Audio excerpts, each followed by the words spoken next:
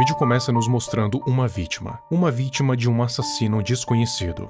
O nome é Jay Douglas, que era um cara comum dormindo na sua casa. Estava acontecendo uma tempestade muito forte na cidade, com trovões e chuvas muito fortes. Ele tinha uma cortina preta que protegia contra a luz dos raios, mas não do som, e então um trovão muito alto acordou ele. O Jay acordou de ressaca, morrendo de sono e de dor de cabeça.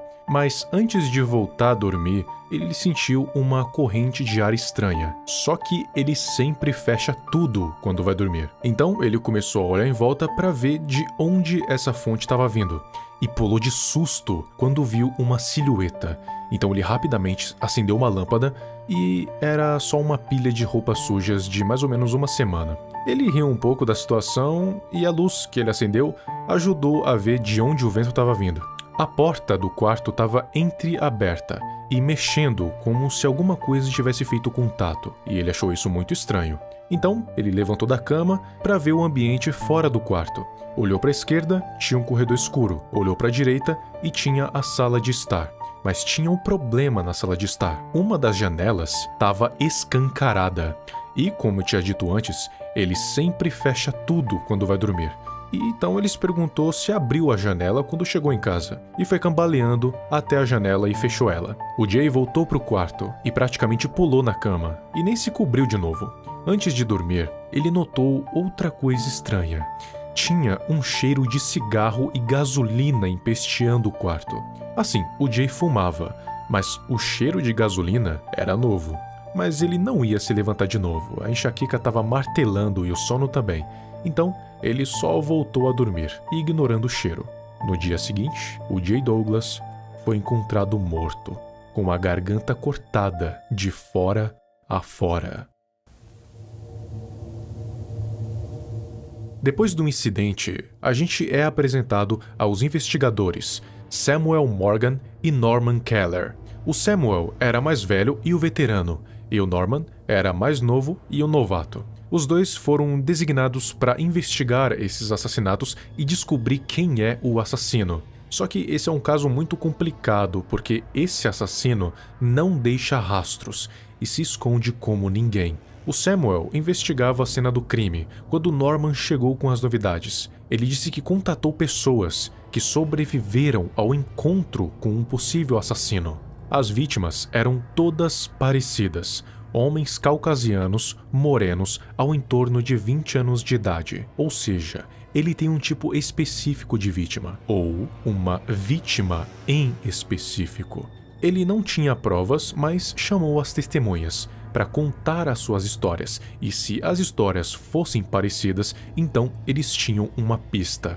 Eles foram até a delegacia com um total de 3 testemunhas: Bruce McDonald, Ashley Carter e Jonathan West. Eles ouviram todas elas com atenção, garantindo que ele seria pego. Eu não vou detalhar todas as histórias, eu vou dizer o que elas têm em comum. Samuel e Norman ligaram vários pontos. Todas as descrições da aparência batiam. O assassino vestia um moletom branco, ensanguentado e sujo, e jeans azul nas mesmas condições. A face era pálida, com cicatrizes de queimaduras de 3º grau, olhos esbugalhados e pretos em volta, um sorriso anormalmente largo que ia literalmente de orelha a orelha e um cabelo longo, sujo e despenteado que ia até o ombro. Também tinha um cheiro forte de cigarro e gasolina, mas não só a aparência. As aparições tinham um padrão. Ele só aparecia de noite quando as vítimas iam dormir, quando não podiam se defender, e se ele fosse descoberto, tentava matar mesmo assim, e se por acaso fosse ferido ou contestado, ele fugia. O assassino falava como se já conhecesse eles, como se eles fossem da família dele, como se fossem seus irmãos. Isso levou Samuel a acreditar que ele estaria procurando por alguém em específico com a mesma aparência e por isso teria se confundido. Só que, embora as 3 testemunhas sejam parecidas, tiveram 2 detalhes que foi o checkmate. As 2 primeiras testemunhas mencionaram o forte cheiro de cigarro e gasolina. A terceira mencionou que ele e a esposa estavam acampando e deixaram uma fogueira acesa. Quando o assassino chegou na beira do acampamento, ele ficou encarando a fogueira como se estivesse num transe. Então Norman chegou em uma conclusão. 2 anos atrás, aconteceu um incêndio na casa dos Woods, que tiveram que se mudar para um lugar novo, e os membros da família eram a mãe e os 2 filhos, Leo e Jeffrey Woods. Não muito tempo depois de se mudarem, a mãe foi morta. Leo conseguiu sobreviver e se mudou para um apartamento isolado, e o Jeffrey desapareceu. O que eles precisariam fazer é ir atrás de Leo para perguntar tudo o que aconteceu. O Samuel, depois de pesquisar nos arquivos da polícia, ele acabou descobrindo o endereço atual de Leo, e os 2 se dirigiram para lá. Leo era um homem traumatizado, vivia com um medo constante. Ele até dormia com uma faca debaixo do travesseiro. O apartamento dele era uma bagunça e refletia na sua aparência, a aparência de um homem quebrado.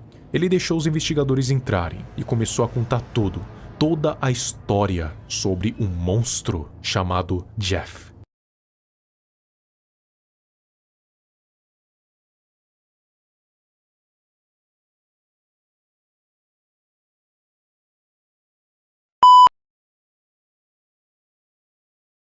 E começou a contar toda a história sobre um monstro chamado Jeff. E fez eles prometerem que, se encontrassem ele, não iriam prendê-lo, e sim matá-lo.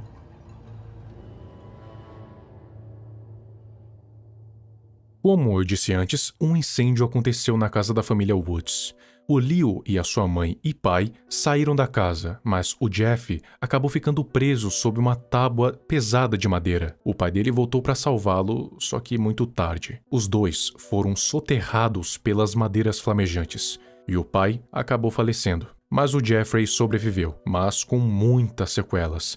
Queimaduras de 3º grau, que foram necessários meses de cirurgia para reconstruir o rosto, e ainda assim não ficou nada igual. Ele mal conseguia fazer expressões e não conseguia mais sorrir. Até a sua voz mudou, que já era baixa e agora ficou áspera. Leo, Jeffrey e a mãe se mudaram para uma casa nova em outra cidade, que era bem pior que a anterior, mas era o que tinha. Jeffrey tinha medo de sair. Temia que as pessoas o vissem e zombassem ou tivessem medo dele. Então, ele sempre saía com um moletom branco com um capuz, escondendo o rosto. Certo dia, eles foram até o mercado e, na saída, encontraram 3 valentões. Os nomes eram Randy, Keith e Troy, que adoravam mexer com todos, ainda mais os novatos. Então, o Jeffrey, com aquela aparência, era um prato cheio para eles. Randy começou a zoar a aparência dele, e o Jeffrey não deixou isso barato, socou a cara dele com fúria. Mas os 3 foram pra cima dos 2, ainda bem que ninguém se feriu gravemente, e Jeff voltou consternado pra casa. No colégio, Jeff era uma vítima de bullying constante, por todos os lados, principalmente o trio, todo santo dia. Até que, em determinado momento, Randy simplesmente desapareceu. Vários cartazes de desaparecido foram postos por todos os lados, e isso era um mistério para todos, menos para Keith e Troy. Eles acusavam o Jeff de ter matado o Randy, e Leo acreditava que seu irmão era inocente, porque naquela época ele nunca desconfiaria, e era mais próximo de Jeff do que da sua própria mãe. Jeffrey parou de ir para a escola, ficou isolado no quarto quase todos os dias, não falava com ninguém, no máximo com o Leo, e por pouco tempo. Uma certa noite, o Leo entrou no quarto de Jeff, que ficava encarando as chamas do seu isqueiro, e se queimava com cigarros acesos, se perguntando por que só o pai dele tinha morrido naquele incêndio. Quando o Leo ouviu isso, ele ficou furioso, entrou no quarto e disse que seu irmão era importante para ele. Não queria vê-lo dizendo aquelas coisas. O Jeff pediu desculpas, mas disse que era difícil sofrer todos os dias por conta da sua aparência, e ainda ser acusado de assassinato. O Leo entendeu o ponto dele. Os 2 tiveram uma conversa sincera depois de muito tempo, e resolveram sair na rua para tomar um afresco. Enquanto eles andavam, se depararam com a dupla, Keith e Troy. Eles estavam agressivos e furiosos e avançaram para cima dos 2. O Troy puxou um canivete e colocou no pescoço do Jeff. Acusava ele de assassinato e revelou que, Antes do Randy desaparecer, ele disse que estava sendo perseguido pelo Jeff e logo depois disso desapareceu. O Jeff confessou que realmente matou, mas não perseguiu ele, foi legítima defesa e alegou que o Randy tentou esfaqueá-lo em um certo dia, só que ele conseguiu roubar a faca e o matou, e por medo de ser descoberto e acusado, escondeu o corpo. Uma vizinha viu toda essa situação e chamou a polícia. Troy e Keith acabaram presos, e o policial fez perguntas para os dois e liberou logo depois, dizendo que faria mais perguntas amanhã. Eles então voltaram para casa, só que no caminho, o Jeff estava mais quieto que o normal. Ele não parecia olhar para a rua, parecia olhar para o nada. Então eles chegaram. O Jeff surtou a ponto de acordar a sua mãe. Foi pro quarto dele e começou a jogar tudo que via contra as paredes, até que ele jogou uma caixa que tinha utensílios que eles usavam na escola, e dentro dela, enrolado em roupas, estava o canivete do Randy, suja com sangue seco. O Jeff ficou imóvel no centro do quarto e Leo perguntou por que ele guardava a faca, claro, com muito medo. Jeff ficou o encarando. O Leo disse que aquilo no centro do quarto não era o irmão dele. Parecia uma pessoa totalmente diferente, com os olhos anormalmente arregalados. O Leo percebeu que não foi mera defesa pessoal e ficou tomado pelo terror. A mãe deles apareceu e perguntou o que estava acontecendo. O Leo não pensou muito, só correu do quarto levando a mãe dele junto. Só que ela parou e exigiu uma explicação. O Jeff ficou parado no corredor escuro, segurando o canivete, encarando o tempo todo. A mãe, obviamente, foi tentar dialogar com seu filho, só que o Jeff avançou com uma velocidade impressionante e derrubou ela no chão e a esfaqueou no pescoço. E quando ele fez isso, ele nem olhava nos olhos dela. O tempo todo ficava encarando o Leo. Nesse momento, o Jeff revelou a sua verdadeira natureza. Foi ele quem iniciou o incêndio. O plano era que todos morressem, mas só quem foi o pai. E ele culpa o Leo. Se ele não tivesse acordado os pais, todos teriam morrido de uma só vez e não teria que ser tão trágico. O Jeff queria se matar e levar toda a família dele junto. Disse que vivia em constante agonia. O desejo de matar sempre esteve com ele e se sentia um fracasso por estar com pessoas que não podia matar. E disse que, se tivesse um Deus lá em cima, ele estaria zombando dele nesse exato momento por ser um fracasso. O Leo concluiu naquele momento que não tinha sido o fogo e nem o bullying que tinha feito aquilo com ele. Leo viveu a vida toda ao lado de um monstro vestindo pele humana. O Jeff era ruim por natureza. Aquele, por outro lado, era o dia mais feliz da vida de Jeff. E lembra do que eu disse sobre ele não poder sorrir? Então, ele mesmo que fez o sorriso. Pegou aquele canivete e fez um rasgo enorme de orelha a orelha. E a face, que já era horrenda, ficou pior ainda. O Leo então correu para o quarto e se escondeu dentro do armário. Só que acabou sendo encontrado porque quase vomitou com o cheiro forte de gasolina e cigarro lá dentro. O Jeff o jogou no chão e prendeu, dizendo as seguintes palavras: It'll be alright, Lou. When you next wake up, we're gonna see Mom and Dad again. Just go to sleep.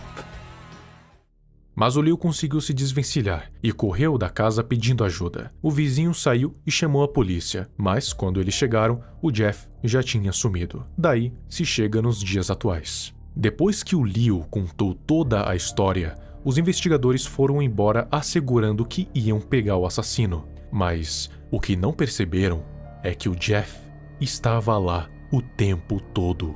Norman e Samuel não perceberam que estavam sendo seguidos e Jeff só esperou uma oportunidade para entrar pela janela e se esconder dentro do armário. A intenção dele era matar o Leo enquanto ele dormia, mas acabou cometendo um erro. Deixou a janela aberta, o que acabou deixando o Leo alerta e eventualmente acabou encontrando o Jeff. Os dois entraram em uma luta corporal e só um dos irmãos iria sair vivo. E infelizmente, não sabemos quem.